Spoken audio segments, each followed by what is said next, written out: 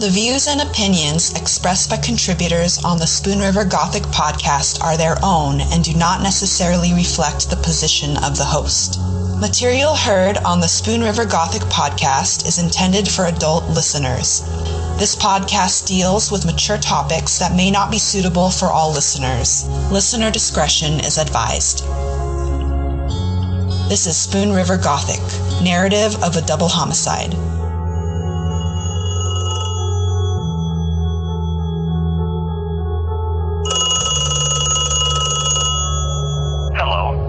Available to take your call. Please leave a message after the tone.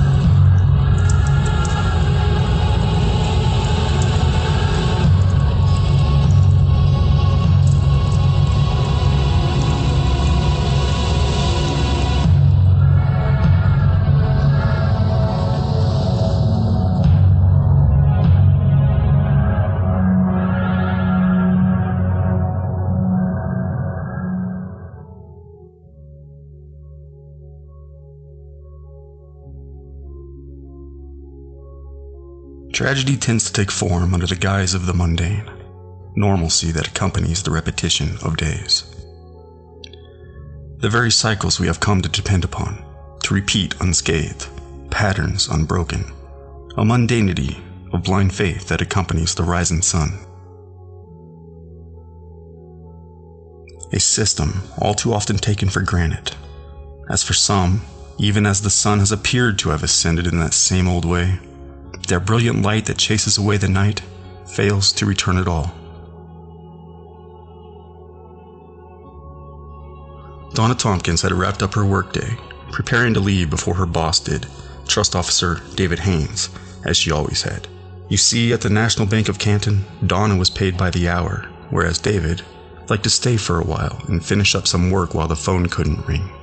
So at 5, Donna would have waved David goodbye and left her boss to his task at hand. Next, Donna stopped by the Elks Club, just a couple blocks away, where she had picked up shifts as a waitress for some, and Donna lit up a much-desired cigarette, a habit she had kept hidden from her family, co-workers at the bank. In particular, it was common for Donna to stop in for a couple beers after work, another guilty pleasure kept under the hush from the higher-ups,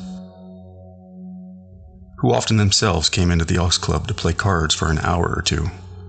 As Donna stepped out of her car, wearing a short leather jacket, blue flowered skirt and top, black heels, black leather clutch in hand, it was beginning to snow, as Donna was not one to wear heavy clothes even in the dead of winter.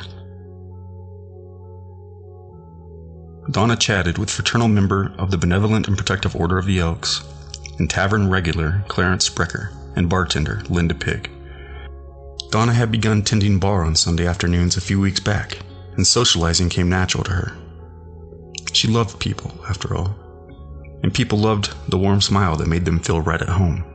She had had a lot on her mind lately, especially with the long drawn-out divorce dragging on.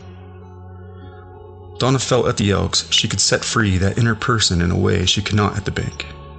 At the Elks she could open up, be herself, crack the window to her soul. Let the world see a woman who liked to loosen up a bit, even going so far as to complain about the weirdos and spooks at the bank. Creeps who were constantly hounding her for a date, passing love letters, demanding a hug here and there, and what have you, most likely all too often, and all the above.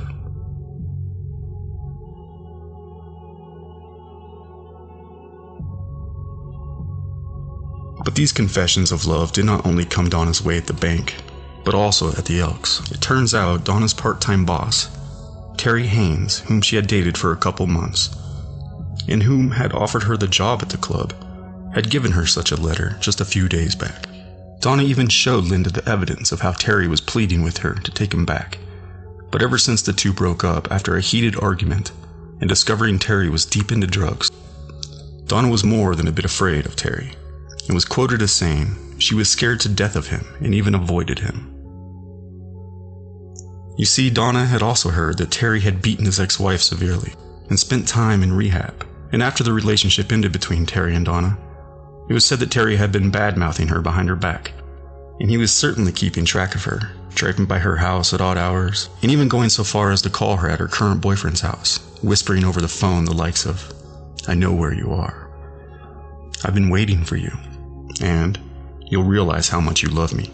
God will tell you you belong to me." The last time Terry called Donna, the previous Saturday, Terry had said his ex was going back with her boyfriend, and that he still loved Donna. And rumors were swirling around the Elks that Terry had become a real problem, as he was thought to be stealing hundreds of dollars from the club. Donna by now had grown to not trust a word Terry said, and knew he was lying. After all, she had just seen Terry and his ex-wife together, and she knew they were back to living together. And as much as Terry begged, Donna was done, and she told him as much, with as much finesse as she could muster, knowing he had tried to kill himself only a couple weeks prior, running a hose from the tailpipe of his car to his house. But while working together at the Elks, the two managed to maintain a friendly discourse necessary to get their jobs done, and Donna continued to feel right at home within the brick walls of the one-story building just a block off the town's historic square. Donna opened up to Linda about her ongoing divorce from her husband, John. She was also afraid of him, seeing that he had one of the worst tempers she had ever seen, demanding she was not going to live like that. Donna had gone to Connecticut to visit her family over Christmas and planned to stay for 2 weeks. She had been looking forward to the trip, seeing her family and her beloved father, but Donna told Linda that John had called her and essentially made her come back early. Something to do with taxes and the divorce. And Donna went on to complain to Linda that John messed it all up and that he was refusing to pay child support. Donna whispered a secret in Linda's ear. She had been sneaking her pay into a personal account she had opened. One she had opened separate from hers and John's, just in case of emergency. But tell no one, she said. God forbid John finds out. And picking up those extra shifts on Sunday, tending bar in the afternoons, it had helped a lot. And seeing they were on the weekend, bingo usually over by 5, and everyone out of the club by 7, the extra work shouldn't have interfered with her regular shifts at the bank. Even after all the patrons left and the doors were locked, Donna would pull up to the bar and have a drink with the others. She would still make it home early enough to get some rest before returning to the otherwise button-up establishment early Monday morning. But you see, that was the problem, according to the higher-ups who caught wind that Donna had been bartending at the Elks. It was simply not a good idea, they said. It might interfere with her work performance. But still, mostly, it might tarnish a pristine image the pillar of the community had long cultivated in the otherwise conservative town of Canton, Illinois. As Donna leaned on the bar, taking a puff on her cigarette, she momentarily took a load off as she exhaled top button, finally free. But when Linda offered Donna another Miller Lite, saying it was on the house, "It's on me," Donna told her, "No thanks. I'm in a hurry. I have something to do. I have somewhere to be."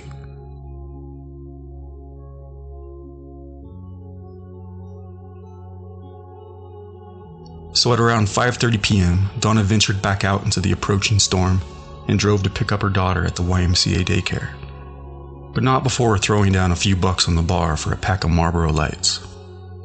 "Sorry, hon, we're all out. Salem Lights will do?" Donna seemed in good spirits, and Linda remembered, reminding her about the birthday party that they had planned for her. Donna was to turn 31 in only 10 days, January 22nd, 1993.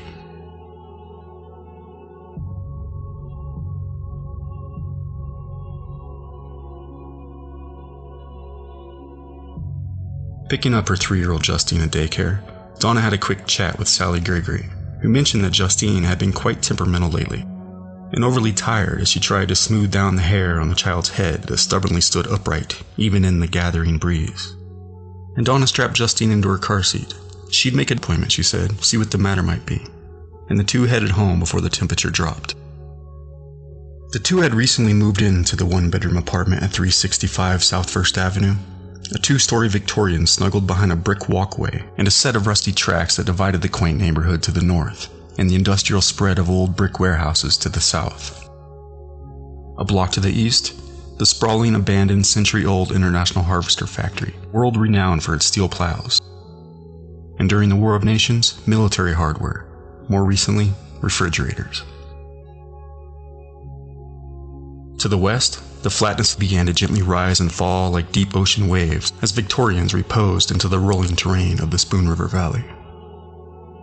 But here, back on South 1st Avenue, the road ran flat and straight, north to south, south to north, right through the heart of town. As snowflakes gathered around the home, inside, the boiler heat provided comfort from the cold, and the two snuggled up on a fold-out tweed sofa bed for a cat nap, mother and daughter.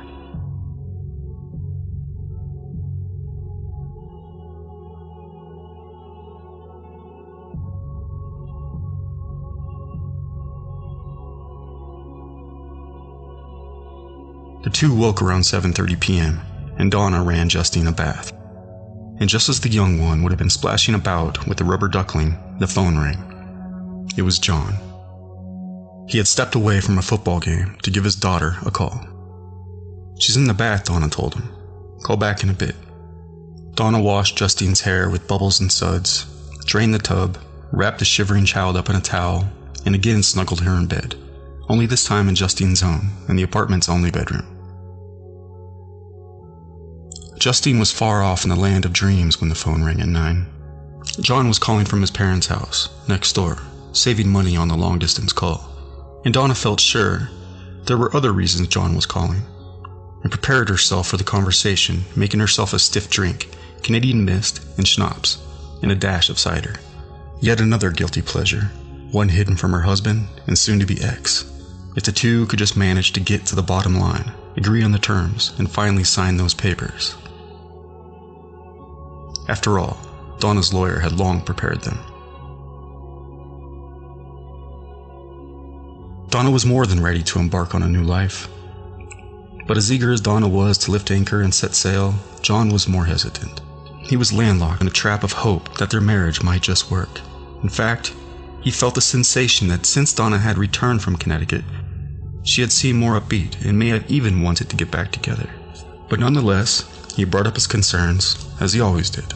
John felt that Justine looked too thin when he had seen her the previous weekend, and the tape to her Teddy Rumpskin was missing. Then the conversation quickly shifted to a concern Donna felt was most important to John, and that was money. John was concerned by the foreseen impact the divorce might have on the family farm. And it was not only John who was concerned, but his brother and father as well.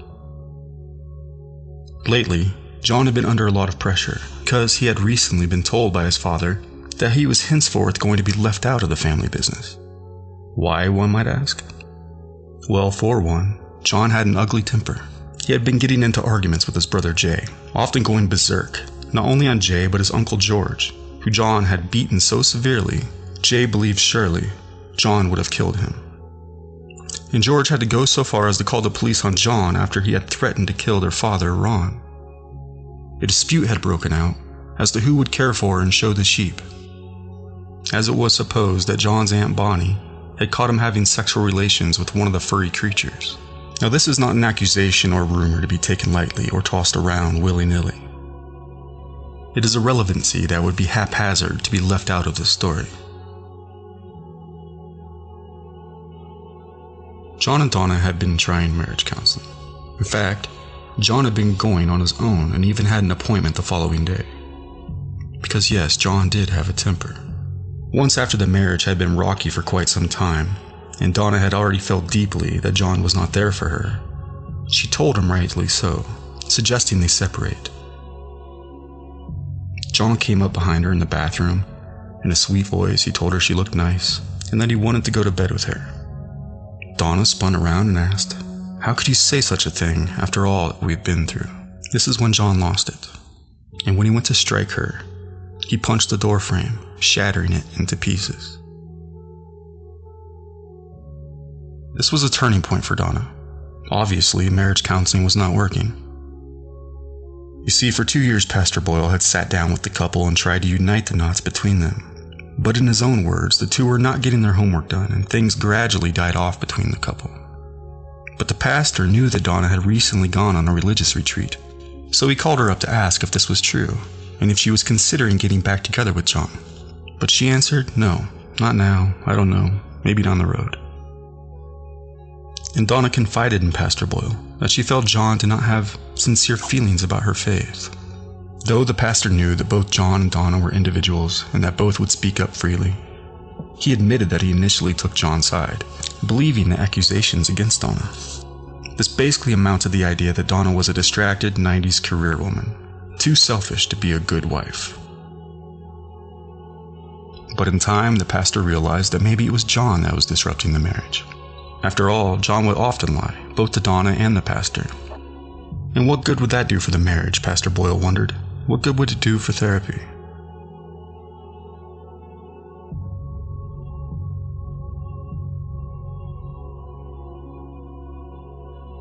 But the pastor couldn't help believing that John was particularly untruthful about the farm and the finances. And soon Ron Tompkins called over the pastor to the house for some counsel, as he had decided the best decision was for John to leave the farm. And later, John told the pastor about his fear he might have to go to work as a hired hand, and he was not entirely certain he would be happy with that. Once again, the pastor called Donna up on the phone and asked if there was any truth to this accusation about the sheep. Donna said that John was upset with the pastor, as John had suggested to Donna in a rage that the pastor himself had, and this would be the last time that Pastor Boyle ever spoke with Donna Tompkins alive.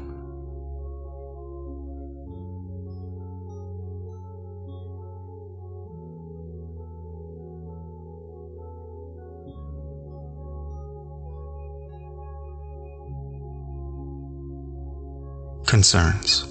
As it turns out, Donna had a handful of her own.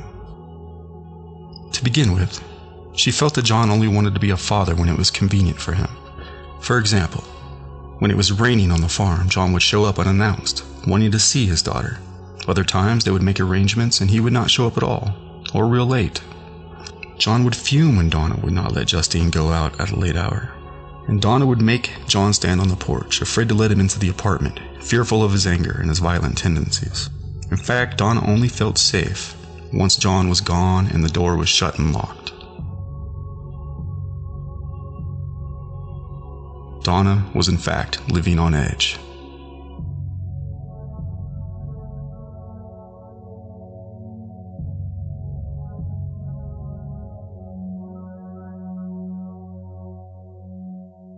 A few weeks prior, John had returned Justine home late one night, when she was already exhausted and too sleepy to walk. But John not only insisted she walk, he made her carry the Christmas presents as well, even threatening to take them all back unless she gave him a smooch on the cheek. Donna's grievances with John snowballed. Amongst the growing frustration, Donna felt she was growing weary of John's constant demands for a romantic date. Donna was tired. She was tired of that edge, tired of the threats. John was always saying, "You will always be my wife." She was tired of worrying about how this toxic dynamic was affecting Justine. And John had gotten into the habit of picking Justine up at the babysitter without giving Donna notice. Donna had even begun to refuse to tell John who was babysitting Justine and where. She had grown so weary and paranoid with good cause that one afternoon she took off work to take Justine to the park, and instructed coworkers at the bank to inform John in case he stopped by or called, as he had grown accustomed to do, unannounced, that she was busy in the bathroom and to hang up on him or send him away. Another concern? The $10,000 note John had coerced Donna into signing for a new hog confinement building on the farm. Donna felt so overwhelmed and burdened. She signed away without any legal guidance, under the pressure of John's temper. Was this whole farm business all a mess? Or was it just Donna? Or is it just me? She had done this without ever having seen any records or financial figures to look at. And it was not until after the fact that she had to subpoena them by court order. And there was the stress from lawyer fees, not only her own, which were stacking up, but those imposed upon John every time he would call, every time he would harass her late at night, even in the early morning hours. Donna's attorney would in turn write John a letter insisting his behavior ceased, all while sending John a bill in the mail. And Donna feared how angry John might get. And then there was the life insurance policy. John had purchased for Donna and Justine. The one that John worried about. The one that John hounded her over during those late night calls. Are you paying the premium on time? Why didn't you pay the premium on time? But John had told Donna he was starting to accept a divorce settlement of $25,000. And with Donna's spirits uplifted after her family holiday home, she decided to take things lightly and try a new approach, telling John, yes, you can take Justine to McDonald's tomorrow evening. Just call first and we can make arrangements. Somewhere to meet, but please, John, not too late. John told Donna to give Justine a hug and a kiss, and the two hung up. John then picked the phone back up and called his girlfriend, Sheila, whom he had been seeing for nearly 2 months. He expressed his concern that Justine might go home and tell Donna about her, and that the three had been spending weekends together. Donna lit a cigarette, poured another drink, and made her own call to her boyfriend, Rod. With a chuckle, Donna told Rod that Ren and Stimpy was on TV, a raunchy cartoon that made the couple laugh a few days earlier. She also said that John had called, and that he felt Justine look thin. She said she had done nothing but take a nap after work, stating it was nice to do nothing at all. And Rod told her that he was drinking a screwdriver in his kitchen with his brother and roommate. Donna said that a guy at the bank had expressed interest in her earlier that day, but she had heard that the man was the ex-husband of Sheila, John's secret girlfriend. Donna told Rod that she thought that was weird, and that she was not interested at all.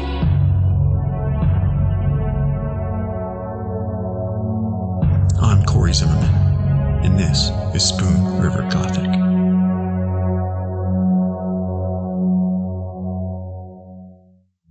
Spoon River Gothic is a production of Lonebird Media in association with CZ Studio. The show is produced by August Olson, editing, directing, and producing by Corey Zimmerman. Audio mastering and engineering by E. Mastered. Research is done by Anne-Marie Cannon, Chelsea Mesa, and me, Jinra Illustrissimo. Spoon River Gothic is written and hosted by Corey Zimmerman. You can follow the show at czstudio.works and read the blog at spoonrivergothic.com. Show some love by leaving us a rating or review on Spotify, iHeartRadio, Apple Podcasts, or wherever you get your podcasts. And stay tuned for the next episode as we dive deeper into the Donald Bull case. Thank you for listening. This is Spoon River Gothic, narrative of a double homicide.